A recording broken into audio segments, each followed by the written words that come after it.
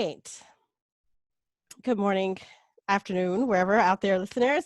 I'm so excited about today's episode of Daily Border Crossings. My guest today, I'm super excited. This is a bad man, like seriously. Okay. He can take some words and move them around and piece them together in such a way that it will have you on the edge of your seats in deep thought, reflection, and wanting to hear more. He is a husband, a parent, a preacher, teacher, author, also a podcast host himself, as well as now a filmmaker who recently founded Unashamed Media Group, I just discovered. And I'm not done, okay? He gets it. From the HBCU to the Ivy League. We both used to live in Augusta. When he was in Augusta and I was the editor of this magazine, he was named one of the top 535 for all that he was doing then, and it has not stopped. Is now on Baylor University's list of top 12 preachers in the English-speaking world. He is the senior pastor of Chicago's Trinity United Church of Christ. Please welcome Reverend Dr. Otis Moss. Thank you, Samantha. It's a delight to be on with you today. Thank you so much. I am glad, if you couldn't tell, to have you here. Recently before that, I wanted to check in and just see, how are you doing? You're doing so many things. So how are you doing and feeling? I appreciate that question. Doing the best we can with what we have here in Chicago. This is a peculiar moment. Yes. It is a challenging moment, an exhausting moment.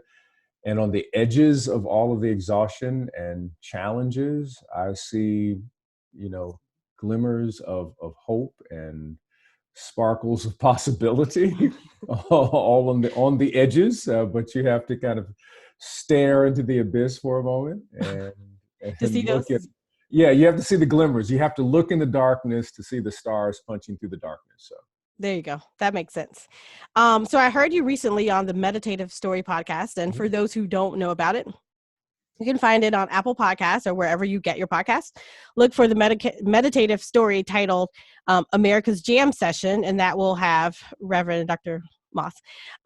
Look it up, listen, and be prepared to be blown away.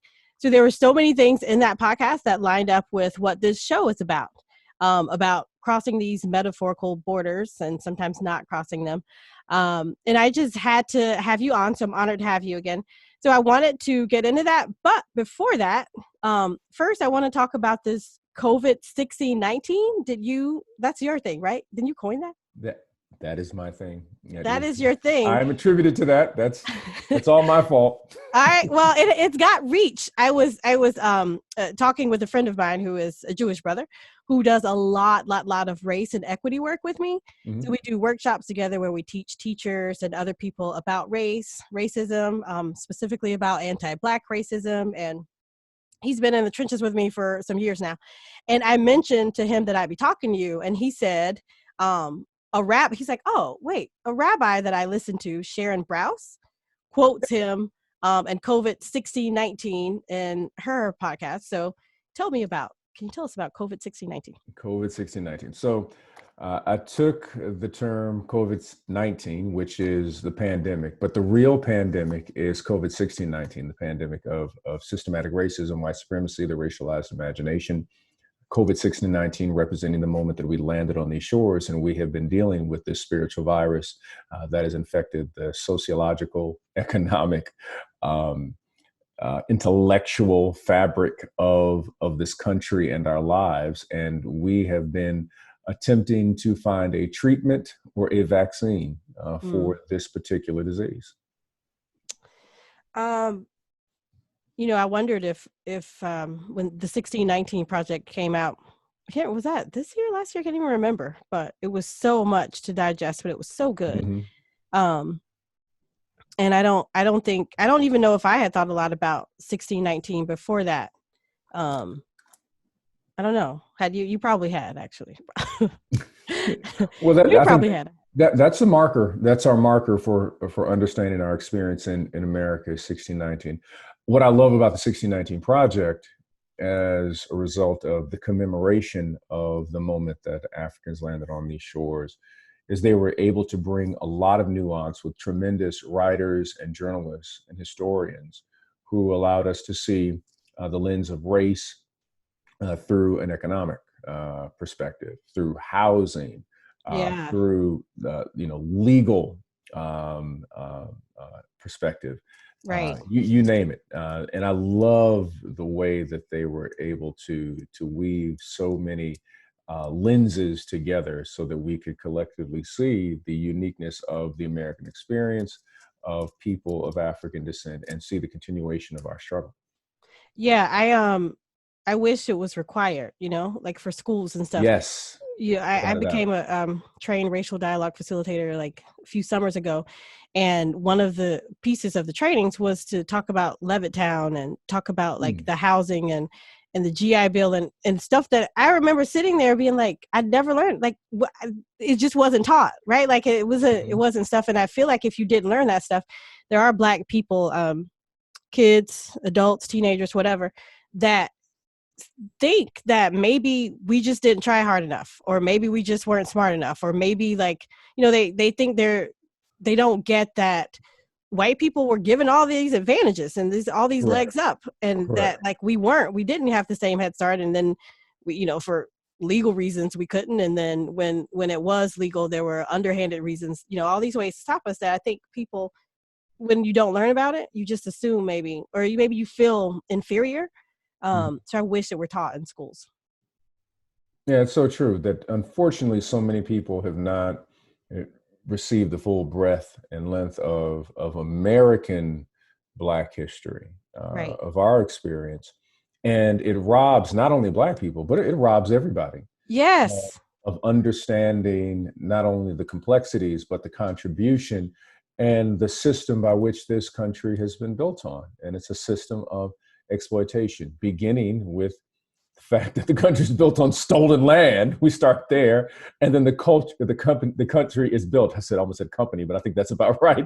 Yeah. Is built on stolen bodies. So stolen land, stolen bodies builds America's empire, the wealth that we know of as America. There's a great book I just got called "The Half Has Not Been Told," that speaks about wealth creation, of how much the economic impact, how much wealth was created, not for us, but from us. We're Yeah. talking into the trillions of dollars, that America could not be a superpower without stolen land and the labor and genius of Black people. I mean, the unpaid, like just using our bodies. I hate to think about that. So I mentioned your film company, right? When did that, Yes, was that? yes, Yeah. yes. I appreciate you mentioning that, Samantha. Thank you. Yes. I'm still a journalist. I was a Everybody who teacher. is a I listener, had to do my I've research to known get ready. Samantha for years. I have watched her career, and it's just a delight to talk with you. But I really appreciate that. You're such a great person and journalist. Thank Uh, you so much. you're welcome. You're welcome. Yeah.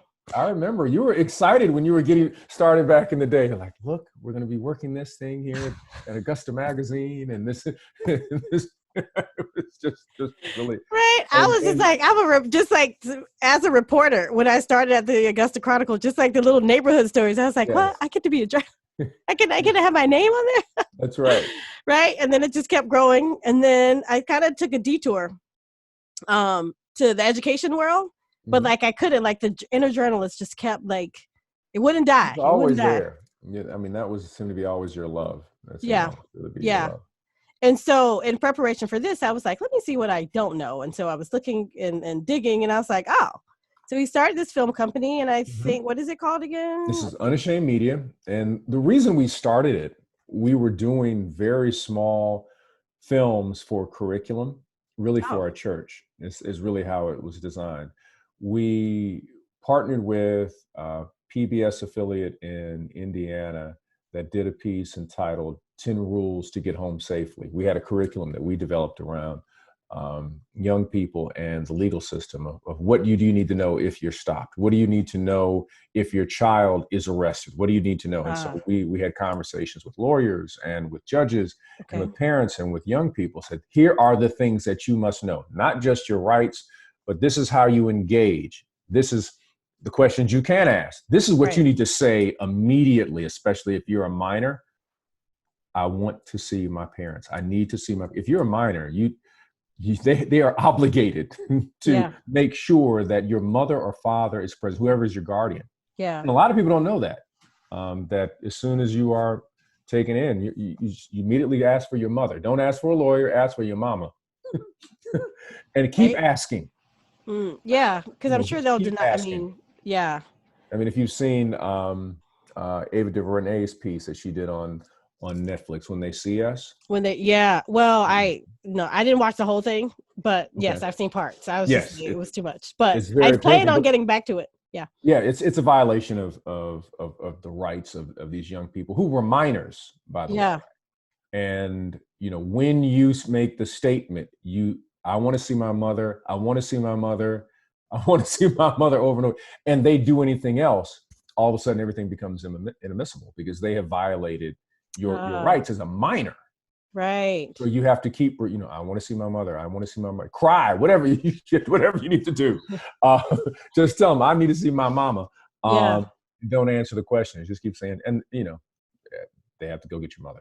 I was taught, my husband and I were having this with our 8-year-old. He's 8, but he's been asking so many questions because he's super inquisitive and because so much stuff keeps being in the news. And so he asked, should I talk to a police officer? And my husband instantly said, no. He was like, nope, go somewhere else. Sounds like a dad, yes. Yeah. Yeah. Like, just run away. And I was like, wait, but if he's there, like, in my husband's mind, just don't even allow him to be near you.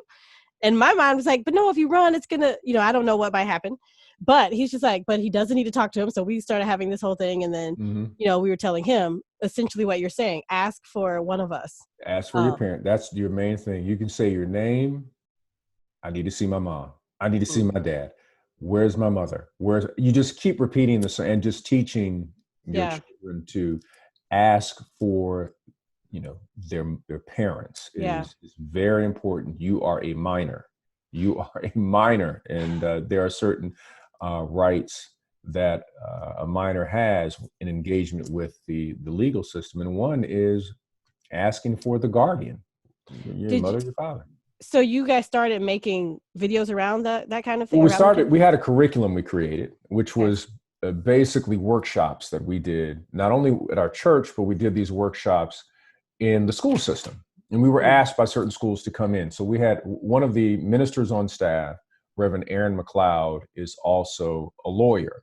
Okay. And he would lead these workshops. He would bring in judges and also police officers. And they would go through each aspect of, this is what happens when you say this.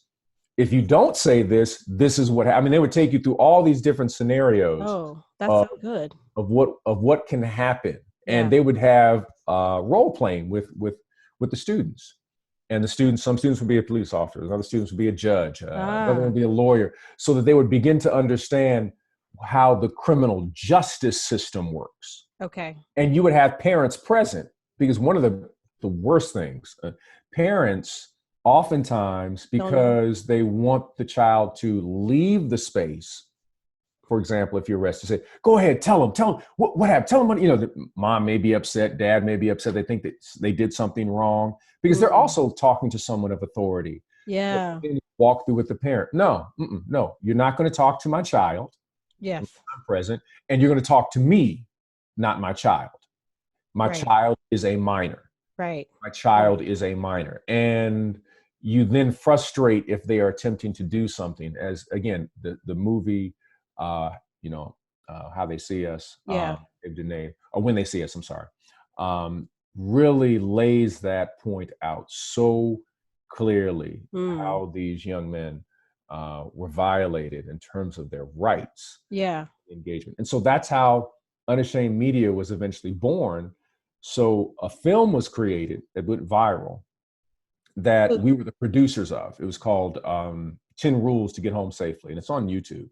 Oh, okay. Okay. I was going to ask. It's used by schools, it's used by other people, but it went viral. And so it's our curriculum, and then the PBS affiliate and the PBS affiliate and a filmmaker from the Christian Theological Seminary are the ones who filmed it. We used our young people and parents in the film. Okay. And so they were talking to the camera, and they would go through all the 10 basic rules that Yeah. that every parent needs to teach their child. 10 basic rules every young person who is kissed by nature's son must Mm. know. And from there, we did some other films. I did a film entitled Letter to My Son, which was an open letter, a letter actually I wrote to Elijah. And we made it into a little film. It's basically what every father, unfortunately, has to tell a Black son. Yes. And it was a Wait, little did you like you had actually written a letter to, like, was yeah, this it was actually his letter. Yes. And what? yep, it was When again at the workshop, I did a workshop earlier today, and the head of the school was it's a white man, and they want to do a lot of race work. They reached out to me and the guy that I mentioned, the Jewish Jonathan is his name, about a month ago, and they wanted to put something in place for the leaders. And I thank them for that, because a lot of time principals and heads of school give this PD to teachers, and they need the work. Like, it's like, no, the leaders need to know the work. Like, y'all, they need more help. So it was all the administrators. But he shared that the reason, like, in addition to everything else going on, was that a Black parent called him and told him about having the talk that he had to have with his son. And this being a white male, he said his first thought was that they were talking about sex. And the Black parent was like, I'm not talking about that talk. He's like, no, like, it's a parent that talk that I, as a father of a Black son, I have to have this. And he said he felt so, the white head said that he felt so sort of just like uncomfortable in his own spirit, that he wanted to make sure that, like, he's like, he didn't feel like he knew if his school was doing enough. And so he wanted to be sure that his school was, and he wanted to get this training started. So I think a lot of people obviously a lot of white people didn't know that these talks were happening. Like, that has come out. But when did you, do you remember when you wrote that letter? Like, or how old he was? That was, I'm trying to think, was that Michael Brown, or was that Trayvon Martin? One of them. Yes, I think I'm trying to. Elijah was about to turn 11. He was about to turn 11 at the time. Yeah. See, that's so young. I mean, it has to happen. It sounds so young, I think, especially to white people who are able to shelter their kids for so much longer than we are. But it was a letter that he was going to keep, hopefully, in perpetuity. It was, that I knew that he, wouldn't get it. We had the talk, but I said, I want you to have that little box of letters I would like put in this little box for him. Okay. Which is kind of like wisdom that hopefully he will get later on in life, that he may not get when your dad's talking to the son, and he could keep all of these, and then hopefully that he could then share it with his son or his daughter. Oh, that'll be nice. And that's kind of how. So you made a film from that too? Made a film from that. Is that also on YouTube? That is on YouTube, but the letter's published in Sojourners magazine. So you can get it. You can actually publish it. And we're about to reshoot it. We're going to do because this was very super low budget. But we're going to reshoot that in a couple of weeks. I've got to finish the treatment on that one, and we'll shoot that in a few weeks, and that'll be the updated version. And we've got a couple of other pieces that we're working on. One is called Monica gave me the title for it, but it's called It's Still Dark, which is a piece on poverty, where it's a story of a mother who gets up before dark to go to work, and you just see her traveling several buses. It takes her over 2 hours to get to work. We're not going to follow her for 2 hours, but right. And then her son has to get his little sister ready for school before the sun comes up. And then by the time they connect with each other again, it's dark again. So and then meanwhile, throughout the film, we'll have the voices of, kind of conservative voices that you'll hear, these speeches of people talking about how, lazy poor people are, and just kind of this myth, but we're going to show the reality in the film of what a person who's poor works incredibly hard. Right. Just to take care of their family. Yeah, we're going to juxtapose those two pieces. Well, the one that I read about was it, I think it was your first one, I'm not sure, like since you launched, but the one in honor of Ahmaud Arbery, Right. The Cross and the Lynching Tree, Yes. a requiem. And there's a book though, The Cross and the Lynching Tree, right? That's Is that right. like by See, you're James? such a good journalist, you know. Thank you. Thank you. I try. By James Cone. I don't know a lot about him, but I know that there's that book. So this like film like kind of an extension? Does it relate to the book? It is named after the book, and and a nod for people who are familiar with James Cone. He is the father of Black liberation theology. He wrote a book entitled "The Cross and the Lynching Tree." Within the African American tradition, we recognize that the cross, when Jesus was executed, is similar to a lynching. You know, that's nothing radical or new for us. Right. We get it. For other communities, they're like, what? Lynching? Yeah. What do you mean? He's like, didn't you see what happened to Jesus? Yes. Right. Okay. That's a lynching. An extrajudicial killing. So so people, it's really funny that people are like, wow, where'd that come from? They're like, that's a part of African American How do culture. you miss that? Exactly. Yeah. And so it lifts up Cone's piece, and I'm actually making allusions to it in what we call a sermonic film, which is a new, we're arguing is a new genre of film. Okay. So we're going to be applying to SAG, Screen Actors Guild, so that oh my gosh, so that we can say, hey, we created a new genre of film, let us in, yeah. we don't have all that money that you all have, but let us in, so anybody who's in one of our productions can put it down as an actual SAG production is what we really want to do. Oh, very cool. Yeah. Is that so that is the first one, the first one from the first one would have been or the 10 rules? Technical 10 rules. We're attached as a producer. Okay. Then we have New Day in the Shy, which was an actual kind of a trailer of a project we were trying to do. I took a piece of poetry that I wrote, and we really it was very kind of the artist Common was the voiceover. What? And we were kind of, it was really nice for him to do that. And it was a trailer for the possibility to say, hey, we could produce a show in Chicago that speaks about there is a new day in the Shy, in talking about stories that are positive, that are uplifting, that nobody lifts up in the mainstream media about people-centric stories. Okay. About how people are not just surviving, but they're thriving. They're dealing with the challenges of navigating a city this large. And there's so many beautiful stories. When you live here, you see it all the time. Yeah, it is unfortunate. I feel like if I hear a Black story about Chicago, it is not positive.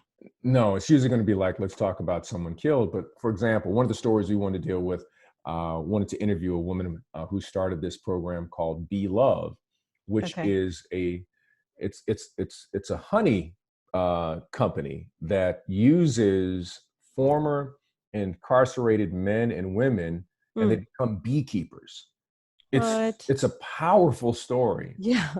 Oh, it's just one. There's another one of a young man who started a tech hub in Chicago and in St. Louis and in DC, but he started in Chicago, where he has these co-working spaces where young people who want to move into the tech industry, they can rent this space. I think it's something super cheap, like $25 a month or something ridiculous. But they have a space where they'll have a 3D printer. They have all of the accoutrements that you need to do your tech work.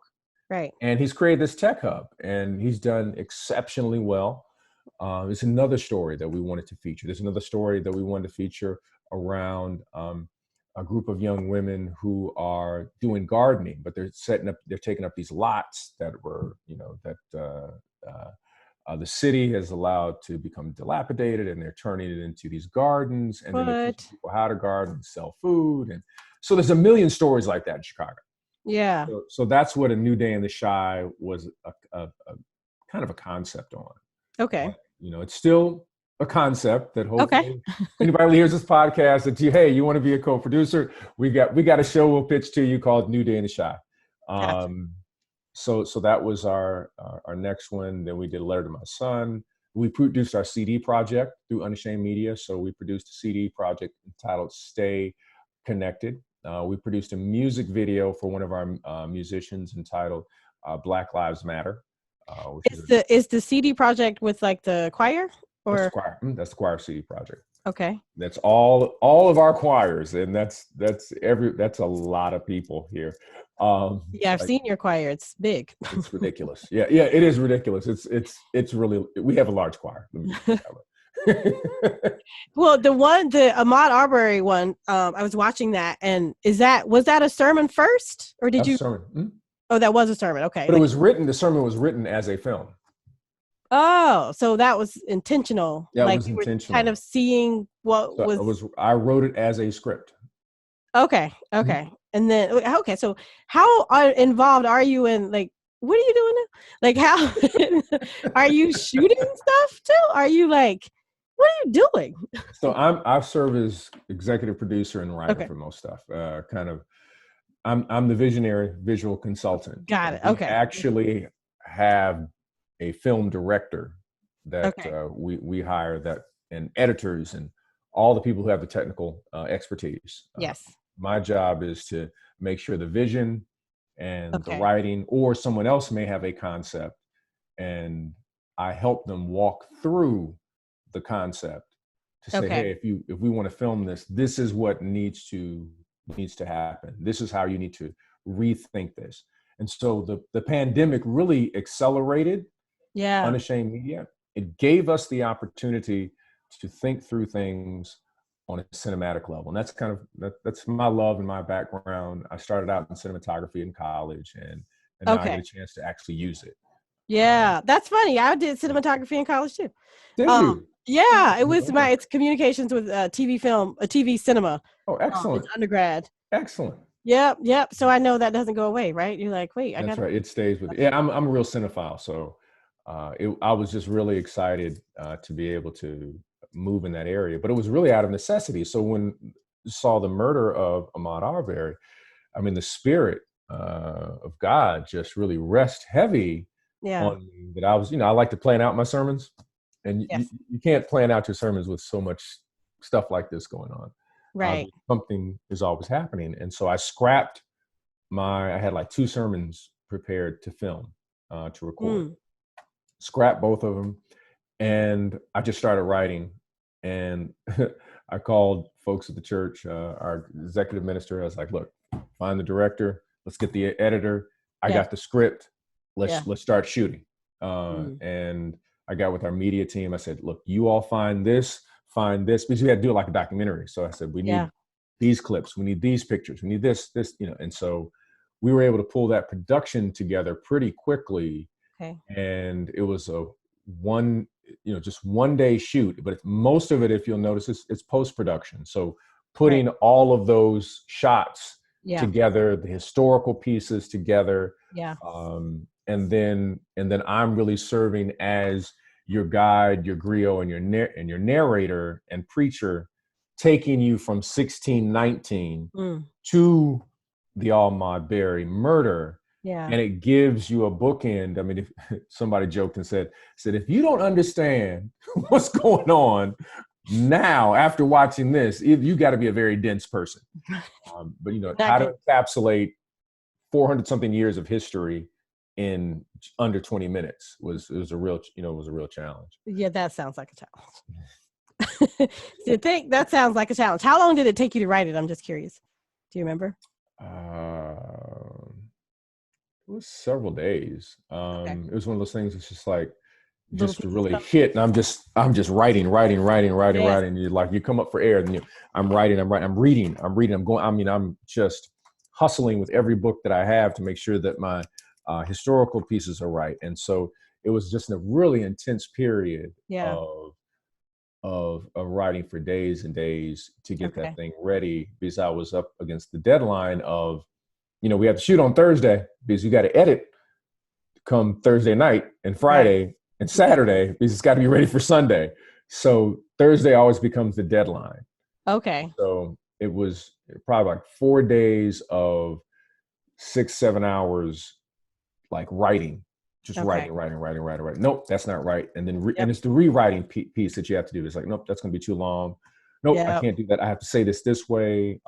Is it still, it's sermonic. It has to be a sermon. I'm not, a narrator. It's not PBS, Right. on this day. It was not PBS. This is a sermon.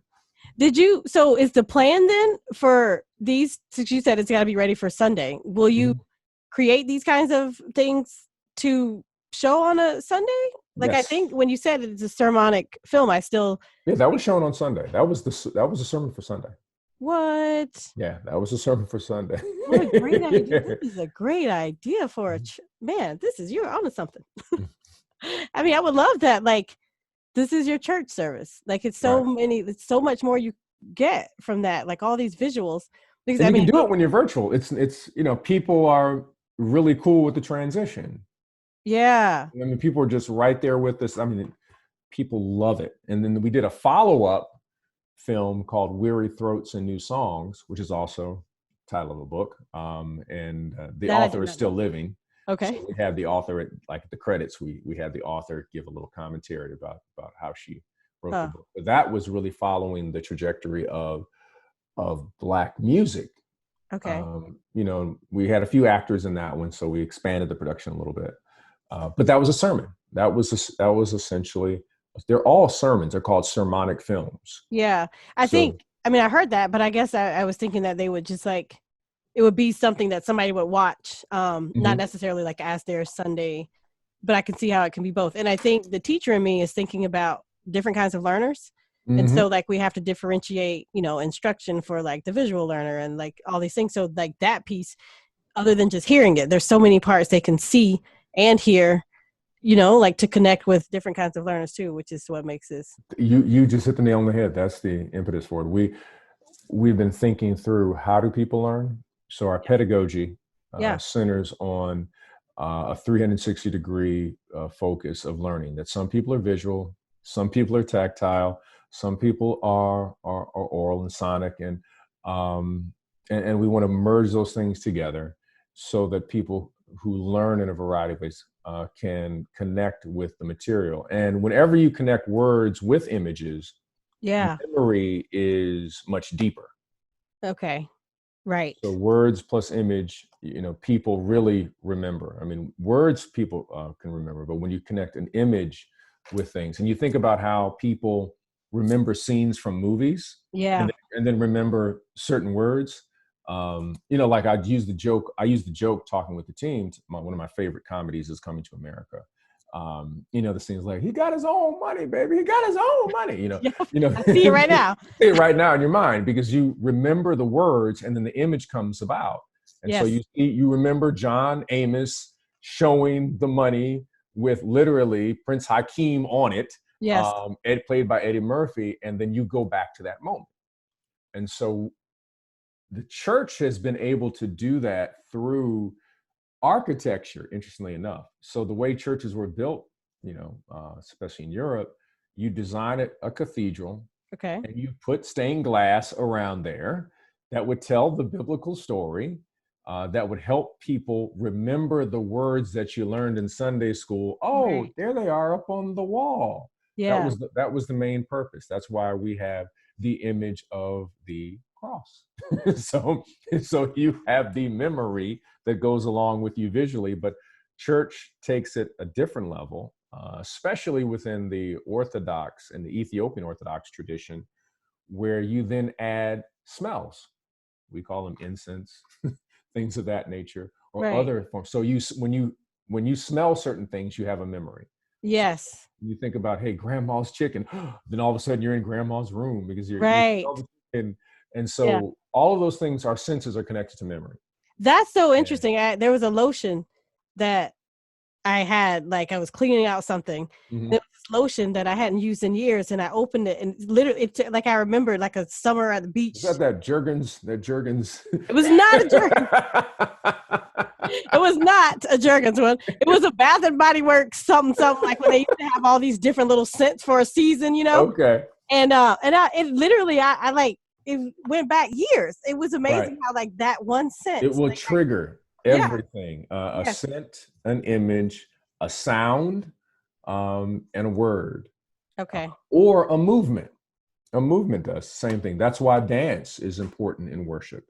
Right. Movement. Yeah. That all of a sudden, just like if you have, it's really funny. You get any group of people together, especially Black folks, and you start doing old school dances, Yeah. and people go in. Yeah.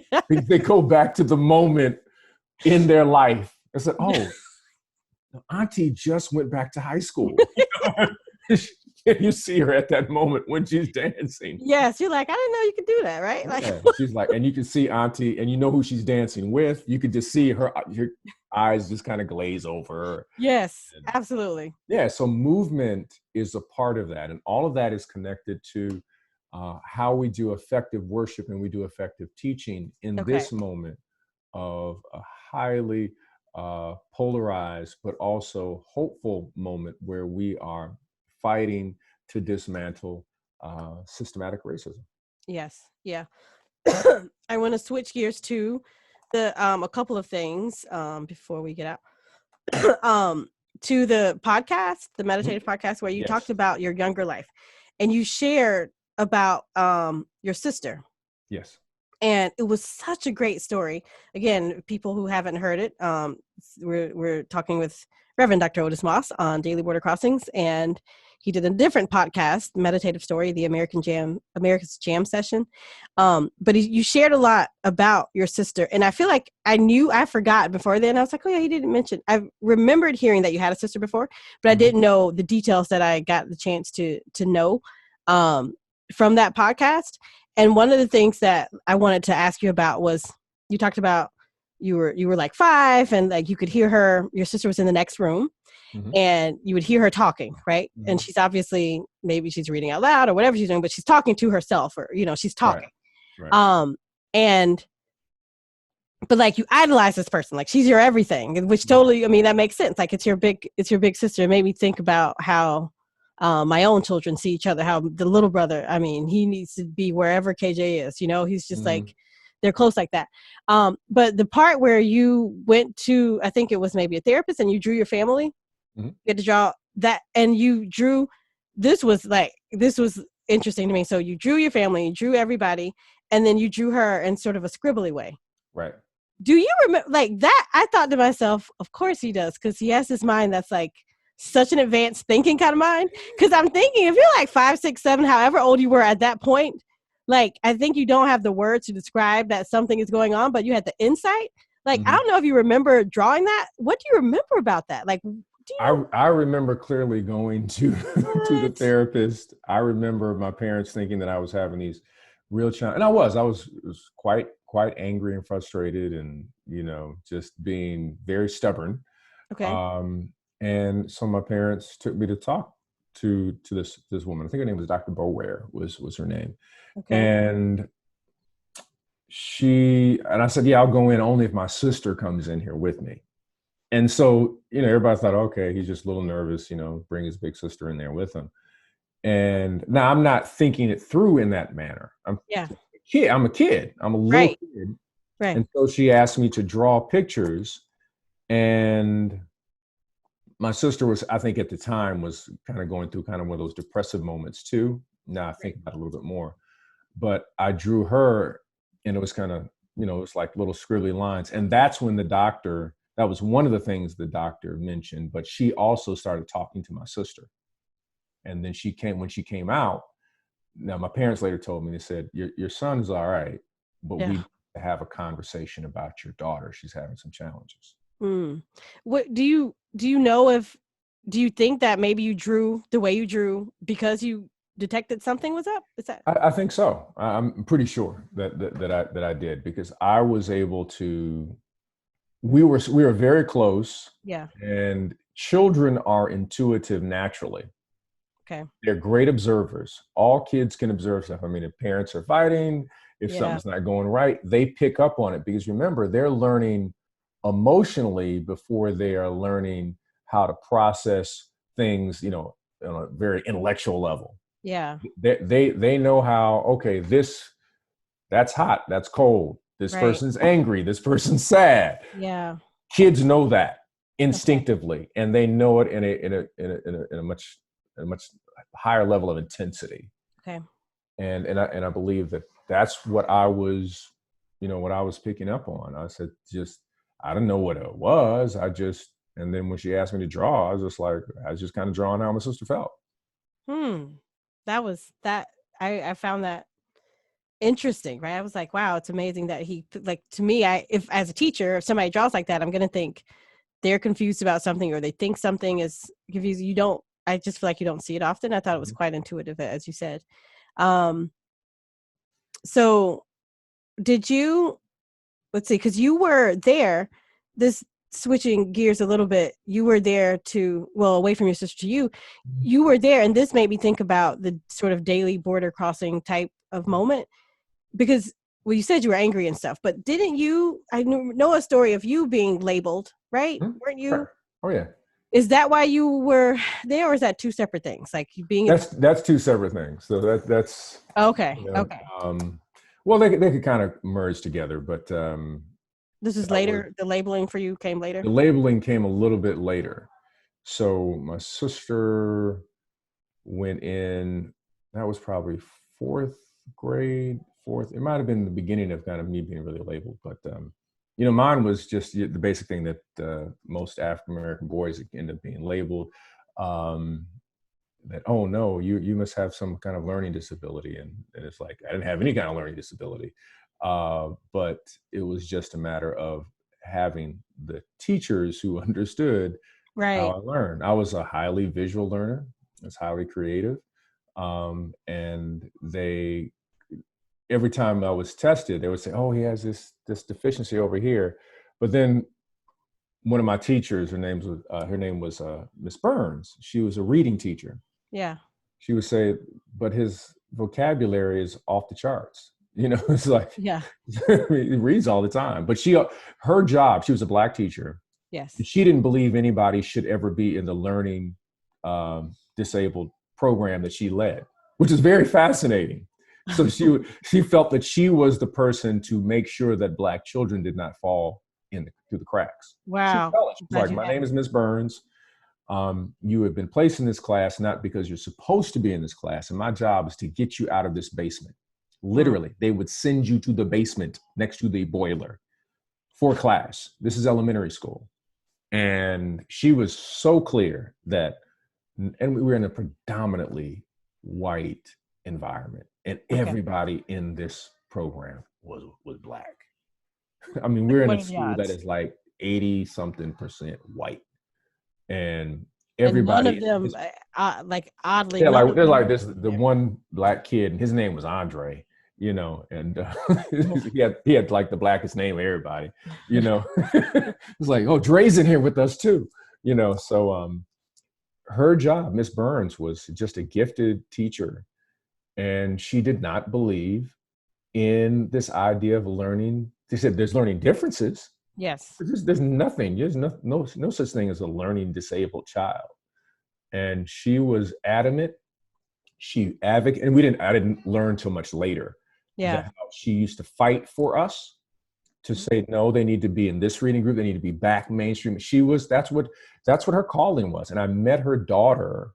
It was some years ago. I was preaching, and I literally was preaching and told the story about Miss Burns. Said, there's the importance of having an advocate in your life. What? Talk about Miss Burns. She comes up to me later and says, my mother was Miss Burns. And I just fell out. And she said, my mom used to talk about you all the time. She's like, she knew you didn't belong in that room. What? So this happens still, right? Like all the time, unfortunately, all the time. And what should teachers know? Like the impact. If you didn't have Miss Burns, like what is the impact? If I didn't have Miss Burns, it would have been very, very different. Now, my parents were big advocates. She was talking to my parents all the time. She was real clear that, look, this system is destructive to especially to Black boys. Right. Well, I feel like a part of the daily border crossing, sorry to cut you off, is you can't bring who you are. Or if you bring who you are, then you get labeled, you get sent to the boiler room basement area. Right. And so the impact, do you even remember like being there, like what that felt like? It had an impact on me because I thought that I was not as smart as the other children. Mm. But I had the reinforcement at home saying, "Oh no, you smarter than everybody else." I mean, it was this like Dichotomy. cognitive dissonance. Like, oh, wait a minute, I'm being told I am, but I'm told I'm not. I'm being told I am. I'm being told, and it was a weird kind of thing. How do you negotiate that? And remember, you spend most of your time at school, Right. so you're hearing for hours and hours and hours. Basically, you're not. But I had several really good. Miss Burns was one, and another teacher by the name of Miss Jaffe, fourth grade. She was the bomb.com. I mean, she was just this wonderful, wonderful lady Yeah. who, again, she was, I think she and Miss Burns, they were had some pact together. They were just like, Yeah, all probably. these kids do not belong in this stuff. She was the true old school, tough teacher Yeah. who loved you, but didn't take any mess at Right. all. Mm. But at the same time could just give you just this wonderful love, Yeah. that if you're having a hard day, she was just, very intuitive and emotionally tuned in. But teachers have to know that children learn differently, and it's your job to be a facilitator to bring the genius out of a child. And the whole experience of a child is how they learn. They don't learn in parts. How their day, what they happens at home comes to school. And Right. if what Miss Jaffe was very good at is that she kind of had that Montessori background. Okay. So she was okay with if a student was more visual. Okay, you're going to draw this. Okay, so we're going to get Oh, through that this was nice. essay He so you gave you can options. draw on this. Yeah. Now, once you draw through this, now let's now work on the sentences and your topic sentence. She was that kind of teacher. She wasn't stuck in this boilerplate model. And we have a terrible model of education. We have an industrial model. Our education system was designed to put people in a factory so that they could basically fix widgets. I mean, that's our model. We have a 19th century model of education for the Industrial Revolution. We don't have a model of education that sees children as having latent genius that needs to be brought out. We just want you to fit into something. Memorize this and tell it back to me. Right. Write these 3 things down. Repeat this. I mean, that's industrial education model, because you have to take instructions in order to get the widgets on the conveyor belt. That's it. That's our education model. We have to change it. Yeah, And we do. it's destructive for Black children, because Black children, especially African children, inherently, especially at a young age, as all children do, but especially Black children, operate creatively. You ever hear a child tell a story, and especially a Black child? They're gonna add all kind of salt, pepper, and seasoning in every story they tell. And the more you give them encouragement, the story changes. Yes. Yeah. Hands get moving. Right. Right. Yes. But that's also a way that speaks about intelligence. Right. That a child who tells a story and uses their full body, because Black children are relational. Yeah. So it's not the curriculum they attach to the teacher. So if they know the teacher loves them, you good. Yep. Exactly. You good. I mean, you can be hard-nosed, never smile, but if they know that you down for them, you done. You talking about some 3rd graders who would think you can walk on water. And Miss Jaffe and Miss Burns were that way. The majority of teachers still are white, middle class, Christian, heterosexual women. Mm-hmm. So if you are somebody outside of that, and particularly the white women piece, it's important, and it's kind of, it's why I do a lot of the workshops that I do, trying to get them to realize that you have to teach to people who are different from you, but you also have to expect that they're going to be different from you. Yes. I think it's, the more they start to do that, the less we can have these disproportionate discipline rates of Black boys and Black girls and stuff like that. I think, you were fortunate to have the ones you had, but like you had so many more than 2 teachers, but you remember those too. All these. I remember those too. They were bad to the bone. and all these others, right, that you had that couldn't see. I think a lot of it has to do with them expecting people to be like them. Mm-hmm. and that gets harmful. Yes. Yes. Absolutely. Yes, indeed. Um, okay, something else. A couple more before we go. The civil right. I wanted to talk a little bit about the civil rights movement. Sure. Your own father. Okay, well, I'll share a quick story. So, friends who are listening, when I was in Augusta and I was interviewing um, Reverend Moss at the time, was not Dr. Moss yet. It's Reverend Moss at the time at Okay. Tabernacle Baptist Church. But he was sharing, I was just getting some information on his background, and he's sharing the story, and he's like, yeah, my dad did this and that, and then we grew up in Cleveland, and Martin Luther King married my parents, and I went to da da da, and he like just like drops that like drops that huge information in like it's just a regular occurrence. I was just like, wait, what in the world did you just say? I'm sorry. Did you say Dr. Martin Luther King performed your parents' wedding ceremony? And I stuck it. I thought to myself, I'm really talking to a different kind of person right now. Like who in the world can just like, how many people can say that? So that stuck with me. And I imagined that if he was close enough, or your like they're close enough for this to happen. It's not like today where you just call up a pastor that you don't know. Like I'm like, that's back then, so they're close enough. So that civil rights had to be in you. But do you remember, like, growing up? I mean, here you have like your dad is. There's the civil rights stuff going. There's the stuff with your sister happening, and Mm-hmm. this is the time like mental health stuff is still a stigma. Mm-hmm.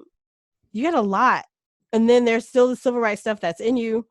I don't even know exactly where I'm going with this question anymore, except that like to talk about how civil rights, like the impact you felt from early on. Do you even remember not thinking about civil rights stuff? Like, It was always a part of my family DNA. You heard about some form of social justice, social action, that our faith was deeply connected to the transformation of the world.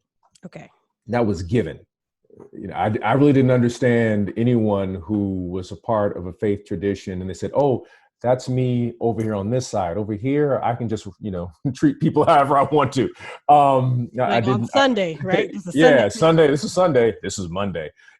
That wasn't a part of my family story. Okay, My family story was we were part of a movement church, and meaning simply that because both of my parents met in the movement, both of my mother was the office manager for the Southern Christian Leadership Conference when Wyatt T. Walker was executive director. My dad was regional director for SCLC and was one of the architects for what was called the Atlanta Sit-In movement, and connected with the King family, was very close to the King family, and Dr. King performed their wedding ceremony, and Andrew Young and Gene Young. It's like the whole civil rights establishment. Matter of fact, when they were in Miami at the Eden Rock Hotel, 1966. My dad had proposed to my mother. Coretta Scott King and Dr. King threw my parents a engagement party, and I have a picture on my wall in my office. And I so can't even. This is too it's the much. Kings, it's Andrew Young, it's Ralph Abernathy, it's Fred Shuttlesworth. It's like every person you have seen in every documentary on the civil rights movement is sitting there just cheesing, happy for my parents sitting there like, it's the most casual, funny thing. And this is like their crew. This is their family.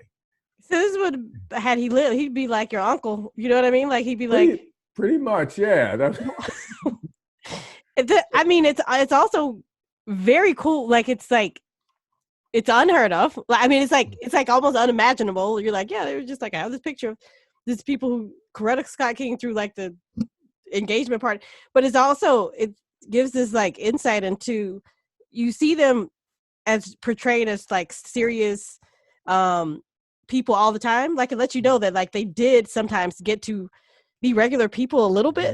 Just regular folks. And so between the meeting, they're like doing the strategy session. They're like, they all go to dinner, and they're at this hotel, which is very interesting. It's a Florida hotel. They're having the meeting there. I guess the segregation was not at the same level in Miami. Okay. So they were able to eat in this really nice restaurant. And so they kind of took it over. And so you see all these Black people in this restaurant town in Miami, and it's a engagement party, for my parents. And What? so those names and those people and the ethic of what we are called to do as people of faith, what we're called to do for our community, that was drilled into me, not explicitly, but implicitly. Mm. Just everything that my parents did. I used to joke growing up. I said, I can't eat or drink anything. We're always boycotting. I'm sick of this. It's like it's in South Africa and this is in this. And it's just like, I can't eat this. And it's like, it's apartheid. And, it's just, it was always something. But that was just a regular part of growing up. I'm trying to imagine what that's like to like the people that are friends. They're just like regular friends, or all these people that are in books, or at that time they're in newspapers, like people are in it, like writing about them and all this stuff. And I didn't know it. I just Right. saw, here comes Andrew Young. I just called him Uncle Andy. I didn't really, Yeah. I didn't get it. It didn't make any sense. Y.T. Walker. I didn't get it. I didn't get Fred Shuttlesworth. I didn't understand Ralph Abernathy. And later on, I realized, who these names were. Fannie Lou Hamer. I didn't, it's like I found out that she used to stay at my parents' house. I'm like, really? Fannie? Like, I'm reading about it. I'm talking about, man, Dad, this woman, Fannie Lou Hamer, is something else. She's like, oh, yeah, she stayed at the house all the time. I said, what? What are you saying? That's Exactly. So the more I ask, the more I find out stuff. I'm like, really? So did you meet Malcolm X? Oh, yeah. We had a conversation. I was like, what really? Who didn't, Yeah. It's a question, right? The best story that he gave me, which is, I think, hilarious, because I'm a big fan of Muhammad Ali. Here we And go. I met Muhammad Ali. He came to the church in 79. He was promoting some particular piece he was doing in Cleveland. But he came to the church and came to the community center to have this conversation. We had a little gym at the church, and the community came in to just, meet Muhammad Ali. And he was sharing how important it is for, Black people to support Black businesses and things of that nature. So I said, Dad, did you meet him like early on? He said, yeah. I made a trip I think he made a trip to Africa. He came back and he had to come through New York, and the only place to stay was in Harlem. Again, this is during segregation. And so we couldn't stay in what they would consider to be downtown. He had to go uptown. And he said, yeah, there was this young man who was standing outside passing out autographs saying that get the autograph now because I'm about to be the greatest in the world. I never heard of him before. His name was Cassius. I said, you mean Cassius Clay? He said, yes. He said 6 months later, I saw him knock out Sonny Liston. I said, I was so stupid not to get one of those autographs. It would have been worth so much money today. Exactly. I said, Dad, he said, when he was a young man, he was standing on a corner in front of the hotel saying he was the greatest in the world. He believed that forever. Oh my. It's a great story because it's just like the idea of Muhammad Ali before he's champion. Yeah. Standing on the corner, passing out autographs saying, this is going to be worth some money. I'm the greatest in the world. Totally him. Completely. So I love hearing my parents' stories. They have some great ones. Yeah, they do. You do. So, when I was thinking about your parents or the civil rights thing, when you were talking about the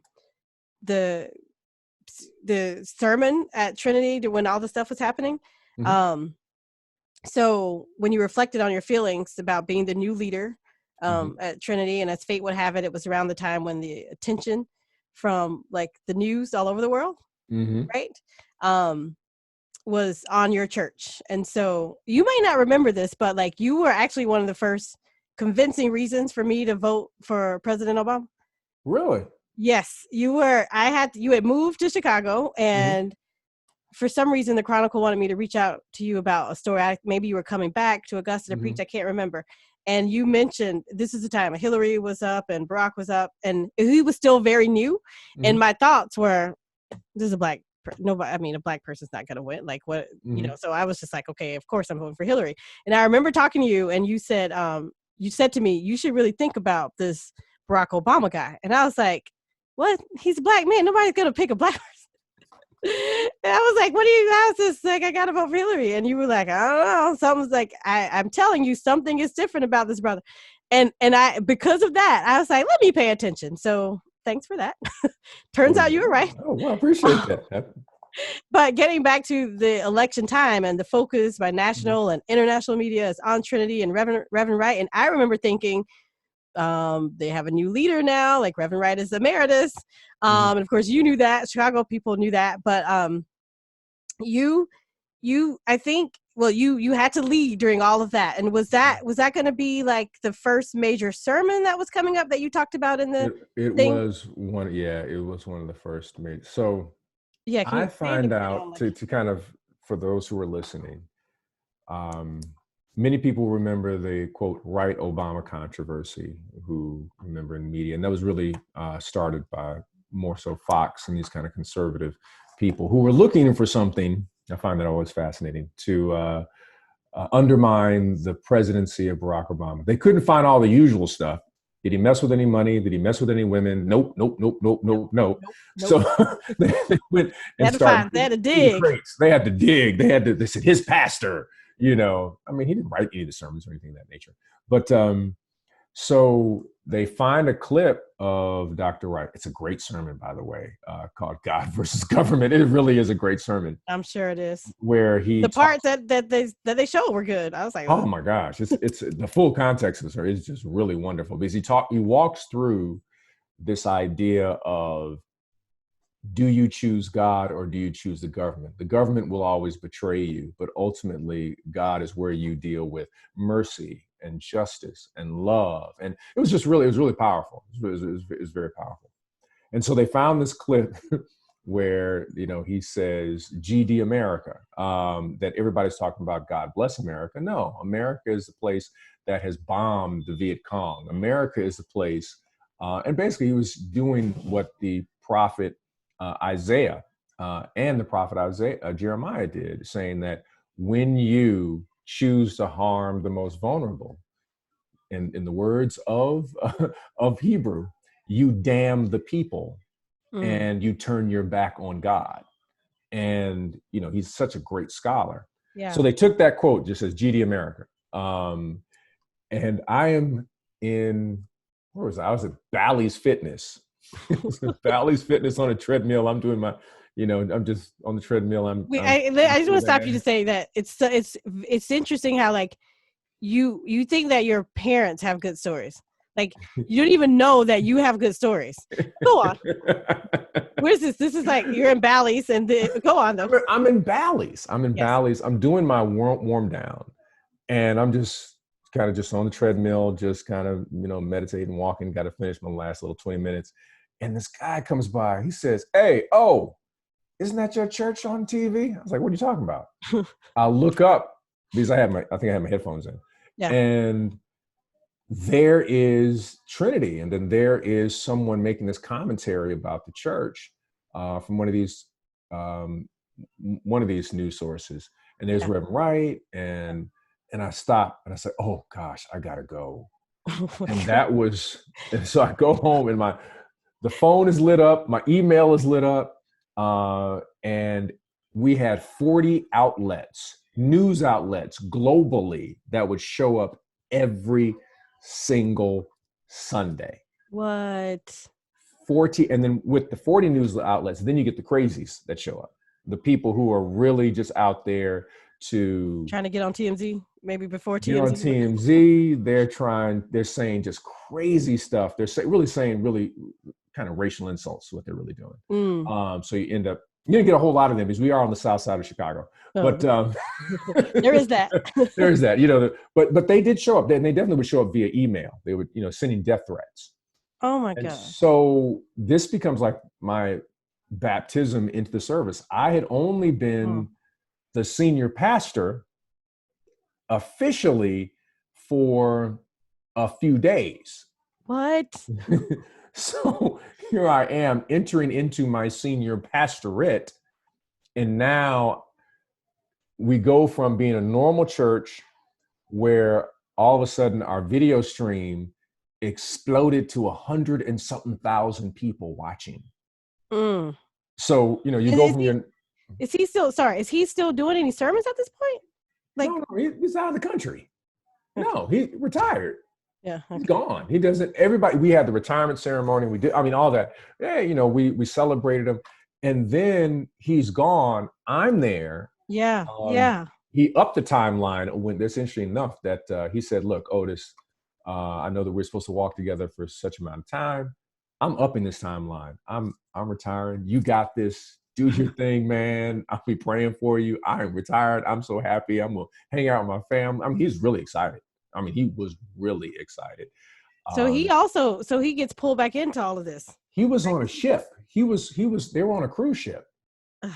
So no one could get a hold of him and his family. And I think, because I don't think there was a great internet connection. I think when they got into port that he found out, and, you know, his phone blew up literally when I think that they got in the port. Yeah. And then, so I had to address the church, knowing all of this background is happening and trying to craft a sermon that would speak to the congregation. That's my first responsibility. Yeah. A sermon that is faithful to our tradition and to the Spirit of God. And then now I know that there are more people listening than there are present in the sanctuary who have nothing to do with the church and don't know anything about the Black church tradition. So, and you have these people. I mean, you're thinking about this family who wants to be president. Like, right. I don't know that pressure. Right. Oh, that's in there. So all of that is there. And so anything that I say, I'm like, at this moment, it's like, oh, so anything I can say everything you say will be used against you. Yes. There you go. Had Barack even been coming much? Like, I imagine he had been campaigning. He was on the campaign trail. Yeah. So we'd met. He would come when they were in town, and we'd met. I talked with him, and then our kids knew each other. I mean, basically, you know, different stuff. But they're campaigning. I mean, that's what they're traveling all around the country, doing what, you know, you got to do when you're campaigning for president. You know, be somewhere at every hour, at every moment. Your day is programmed. Right. So, I want to back up to the death threats. Was that to the church, like not to you personally? Oh, absolutely. Absolutely to you personally? To me personally, to Pastor Wright, all of the above. And we had to turn everything over to the FBI. We got, that was every day. We had to bring in bomb sniffing dogs because there was always somebody who said, we're going to bomb the church this week, or we're going to kill you and your family. We're going to do that. I mean, it's just every nasty white supremacist person, troll. Yeah. They came up, they showed up. Did you, like, were you scared though? Like, or your family? I mean, your kids were probably I was probably too stressed out to even be scared. To be quite honest, we ended up with personal security 24 hours. Good. Monica is this funny thing. She's funny. She says now, I said, you know, this is pretty good having this personal security, because she could let the kids go out front and play, and she didn't have to watch them because the security was always free time. Yeah, it's like she's taking it now. Like, whew, I get a break, you know. And they had to show up at my kids' school, so whenever they got let out, I'm going to pick up, you know, Elijah, Michaela, or Monica is. There was always a security guard who was there. The school had to know. I mean, it was a real hectic process. Even when I flew, I had to fly with security. What? If I spoke somewhere, and then they would hand me off to another security group whenever I would land. It just. You're like, I don't even know these people. But also, it's like, you gotta, like, your kids, like, they're like, who are these people all of a sudden? They really don't have any memory of that whatsoever. So the good thing is we kept it pretty normal for them. Oh, so they really don't have much of a memory of that. I think that speaks to Black people's ability to always have to prepare for something anyway. Mm-hmm. Like, you know what I mean? Like, we're like, all right, we gotta do this, so we gotta take care of it. So it has to be okay. But back to the sermon though. So you have all these pressures, right? And I think you're thinking you finally, like, you pulled from things you remember from your sister. Like, how did it come together? Well, I was doing a piece where I pulled from William Faulkner, great Southern writer. Again, these writers that I love because my sister introduced me to so many of these writers as a young child. Um, so I'm drawing from that. I'm drawing from poetry.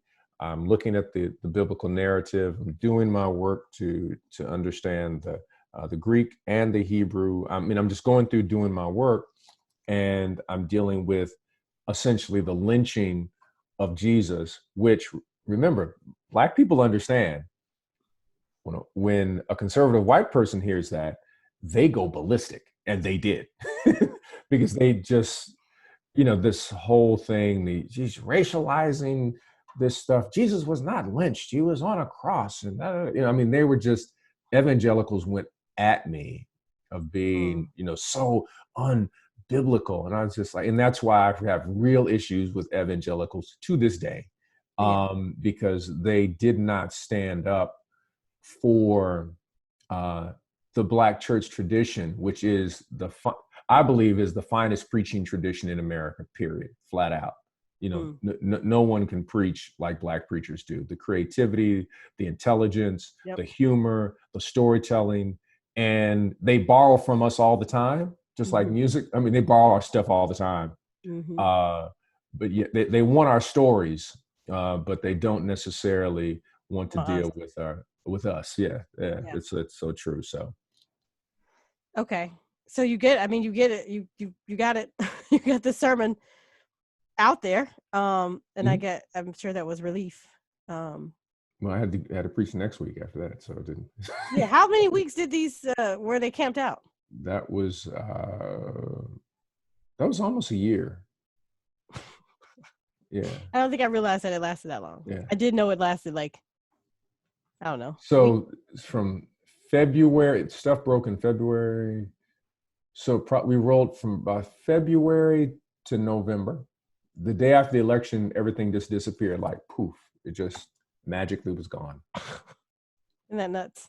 It was really bizarre. That movement, all of that makes me think about the Black Lives Matter movement, and everything that's happening today. And I'm wondering what you think about, for me personally, when I see so many white people, like when I went to a vigil and there was there were all these white families, there's the dad with the Black Lives Matter sign, and he hands a sign to his little boy, and they're shouting Black Lives Matter, and they're holding up these signs, and it's just, it's surreal to me to see. It's nice to see, but it makes me a little bit, I feel like at first I was like, all right, this is it. This is good. We're finally all together. And I still feel that a little bit, but there's a small part of me that feels like it's when they arrest the cop, like when the police shoot a person, and at one point nothing even happened, and then they finally started at least arresting the police, and then we got so excited until they let the police off, right? And it's like, all right, well, we need to see the whole thing through. So sometimes I feel like that. Do you have any thoughts on what you think it will take for white people to not just go back to business as usual? No, I do worry about this being a parade versus a full protest, to being a moment and not a movement for people. And I think that's with a variety of things. I think what's different with this moment is the scale, that the globalization of Black anguish has been connected to so many different people, and that is a good thing. I think what will have to happen is there has to be a confrontation with whiteness by white people, not by Black folks, to come to terms with it's socially constructed, number one. Number two, that whiteness is in relationship to Blackness. It's not an ethnicity, it's a social construction. When you and I speak of our Blackness, we're talking about culture, we're talking about history, we're talking heritage. You're not talking about that in terms of, you're talking about whiteness. You're talking about power, relation, and privilege. That was solely created in relationship to Black people to create difference. Because prior to whiteness, is that something new in the world? There was no white people. That's a very new phenomenon. Just like there were no Negroes, there were people who were there were ethnicities. Yeah. And when indentured whites, really ethnic communities from Europe, and enslaved Africans and indentured Africans got together in the late 1600s and known as the Bacon Rebellion because they realized that the plantation owner was a problem. Historically, you then see the usage of this idea and term white coming into being in American literature Okay. and in general civic discourse, meaning that plantation owners recognize the threat of Africans and Irish, Scottish, French indentured servants getting together and saying, you, the landowner, are really the problem. So we want to get you out the house. So they gave these ethnic groups a wage. The wage was, I'll make you white and you stay on my side as long as you don't build a coalition with those who are Africans. So the destructive nature of racism is that it robbed white people of their ethnicity. Because when you delve in your ethnicity, you delve into your culture, into your heritage. What's my last name? Where do my ancestors come from? Right. This city has good food, Italian food, French food. Yeah. Yeah. You know? But when was the last time you went to say, hey, I can't wait to get some white food? There is none because we just made it up. It's not an ethnicity. It's not anything that we celebrate as a heritage. Black food is a combination. We call it soul food. It could be Jamaican food. It could be Creole, New Orleans. It's speaking of foods that have an influence from Africa, specifically talking about ethnicity. And until white people deal with whiteness and realize that it imprisons them, we will not get out of this current purgatory of racism that America has been cycling through over and over again. Our responsibility is to empower our community. We can point some white folks in a direction, but until they start dealing with each other, we're both going to be chained together in this purgatory of an American hell. So true. So hard to hear, but the being chained together piece. But you're right that they have to deal with it, right? Like they have to deal with it with each other. Yeah, they have to deal with it each other. That's not our job. And yeah, if that's not our job, and many people will come and say, what do I need to do? Well, one of the things you need to do is you got to deal with your own family. You got to deal with your own institutions. Don't bring me in. Don't ask me. You have been perpetuating this for quite some time. So Absolutely. You have to deal with these issues in order for us to move forward. Yeah. And that's your contribution, is to become a race traitor, is your contribution. You have to become a traitor to whiteness and regain your ethnicity. Because once you gain your ethnicity, then all of a sudden you will see the creativity and beauty, not only in your own ethnicity, but also in the ethnicity of others that you encounter. So you can celebrate someone who's Spanish and who's Mexican because you're also Irish and you know how the Irish were treated. You can also celebrate someone who's Jamaican because you're French and you understand French culture. You know, I mean, it goes on and on and on and on and on. We find our commonality in the culture, in the heritage, and in the music.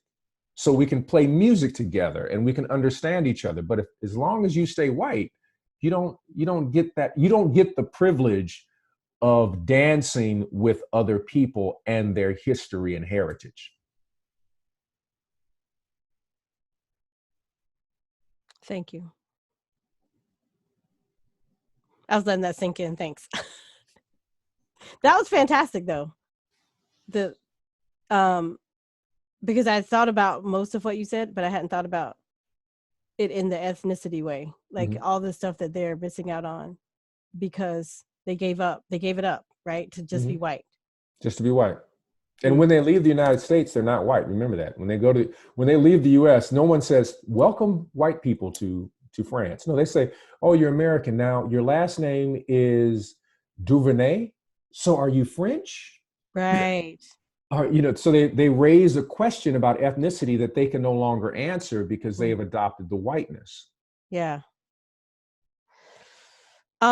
Thanks. There's two things, and then I'm gonna wrap up. I wanted to check in about the Black Lives Matter movement being I've been reading, people have been talking about one of the ways it's different from the initial civil rights movement is this intentionality on LGBTQ brothers and sisters and trans and things like that. And then because I've been in so many discussions lately, I've been in ones that are like where there's mixed views on it.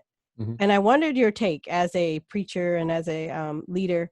My views are that everybody deserves justice, right? And so like that's what this movement is about. That's what Black Lives Matter is about, like Black lives mattering regardless of how you're living your life, right? Is that, but like, would you see, like, is that your same sort of stance, I guess? My perspective is that you cannot fully root yourself in a moral or ethical worldview about Black Lives Matter if in fact you disregard people who are LGBTQIA plus, who are trans, whatever it may be. If you disregard them, then there is a fault in your logic and there is a crack in your spirituality. There is a brokenness in your compassion, and there is a weakness in your agenda for liberation. Thank you. Lastly, the current affairs then, like with everything that's going on, what do you see as the role of the church and what is next for you? Or I should ask before that, your own children, in terms of daily border crossing things, I imagine that they're probably, given that they're your children, I imagine they're probably woke, Black Lives Matter, all of these things. But yeah, my son protests every day. So okay. So did they in their like grade school time, was there that, like the schools that they went through, did they feel it that you have to like have like empowering speeches in terms of like knowing who you are so you're not feeling like you're crossing a border to be there? They have gone to private schools that were incredibly diverse in terms of the student body, but not as diverse in terms of the teachers. Okay. So here you have, Black and white and a lot of Hindu and Muslim. And that was one of the reasons that we had them there. But it's really difficult to find, that other kind of diversity. They were, the school worked very hard to create that space. Okay. But they have been just steeped in Black history and Black spirituality. They are, especially my son, he's hilarious because he's older. So he would call on his granddad all the time. He's like, "Granddad, I've got to do a report and I need to interview you and I need to talk about this because my teacher did not know anything about, just some particular individual." And he's completely shocked that the teacher didn't know, somebody. How could he not know who Marcus Garvey was? I don't understand. He's a character. Well, it's hilarious because it's like, because he's raised in this house where he thinks that this is normal, that everybody knows the people that are friends of your dad. So yeah, we'll just close with like, what's next for you? What do you see as the role of the church right now? And everything. And that's, we'll wrap up on that. Okay. Well, I think this is an exciting time for the church. I've been excited to see what churches have been doing in the pandemic, as being virtual. I saw a shirt that said, "The church has left the building." And I love that statement because that's really what's happening. I'm seeing people who've never wrestled with the idea of justice and their faith together now wrestling with it. Yeah. I'm seeing people, and I'm speaking of, white, Black, Latino, Asian, that are really wrestling with this, where, I came out of a tradition that that's just normal.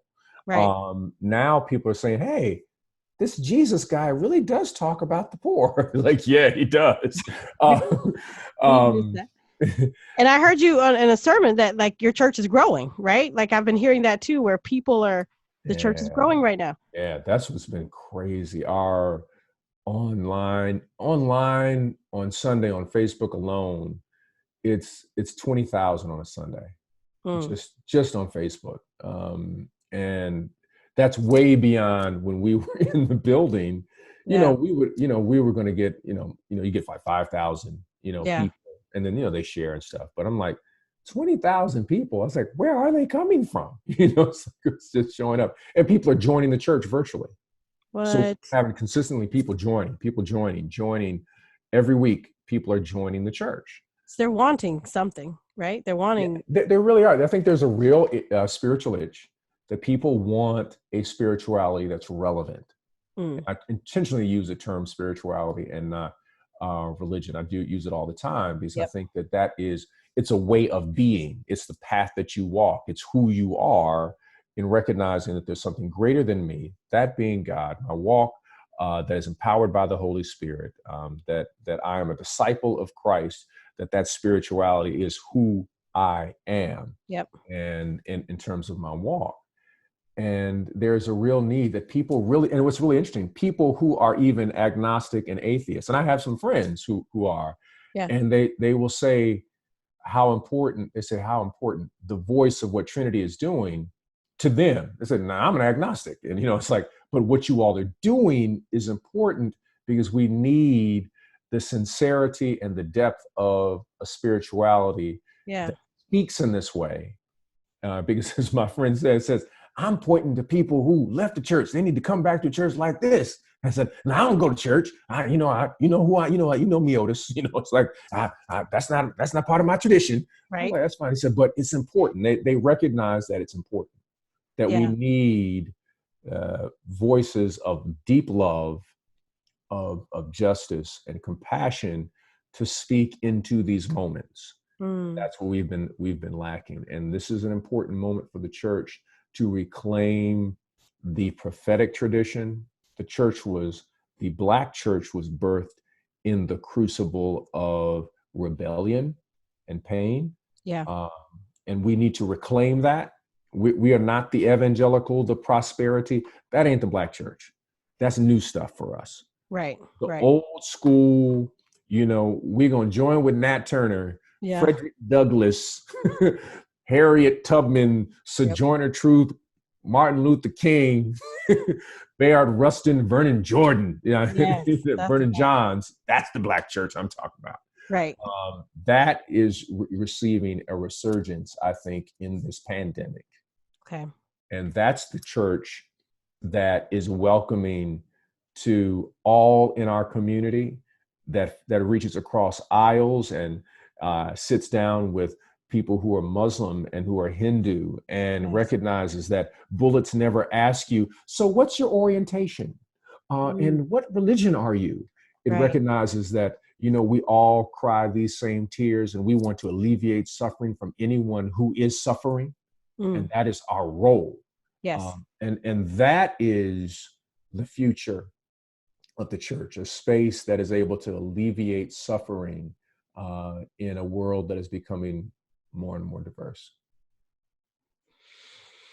Thank you so much, Reverend Dr. Otis Moss III. Is there anything that I didn't ask, or anything that you'd like to say or put out that we didn't cover? Covered a lot of ground. Yes, I would. Please listen to Daily Border Crossings. None other than Samantha Fletcher is your host. It is one of the best podcasts that you will listen to. Make sure that you are listening and passing it on to some. Share. It is available on Apple Podcasts, Spotify, and other podcast devices. Make sure you're listening to what? Daily Border Crossings. Thank you so much. That added bonus for me. Appreciate that. I did not know we would go this long, so thank you for giving me this time. You're welcome. Anything for you. Come on, you're welcome. It's a joy to talk with you. Joy to talk with you too. Please say hi to Monica. Oh, I will do that. I will definitely do that.